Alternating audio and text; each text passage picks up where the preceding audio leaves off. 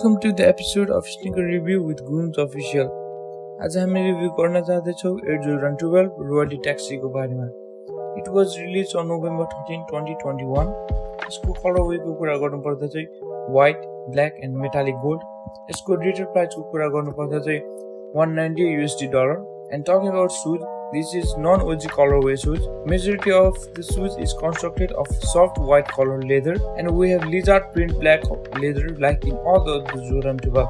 And at the middle of the shoes, we have gold color with Jumpman branding. And back of the shoes, we have a neon tag with Jordan branding in gold color finish, and Jumpman logo with 23 at the heel in white color. And talking about the laces, it comes with standard rope style laces in black color.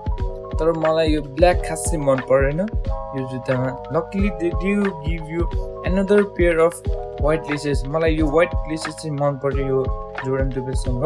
तपाईहरुलाई कुन चाहिँ कलरको laces मन पर्छ यसो comment down गरिदिनु होला. And talking about tongue is in white color leather, and at the top we have gold Jordan logo which gives you royalty vibes. हल्का गोल्ड भइछ, हल्का royalty vibes दिन्छ.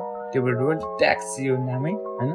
And moving to the bottom of the shoes, its outsole is made up of black color rubber with Jordan logo and 23 written in white at the heel of the back. And this is the look of Jordan 12. And talking about sizing, if you have narrow feet, हल्का सानो छ खुट्टा हो भने half size down गयो नि राम्रो हो हैन, केही फरक पर्दैन.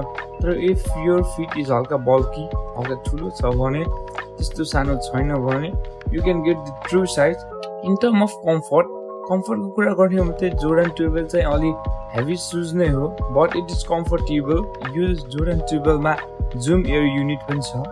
Overall quality is pretty good and very nice leather. And this is Jordan 12. Let me know in comment if it's copper drop for you. If you want this type of sneaker, please follow Insta page Grooms and my personal Insta account Vishal Grooms. And please subscribe this YouTube channel for more videos like this sneaker reviews and some good videos.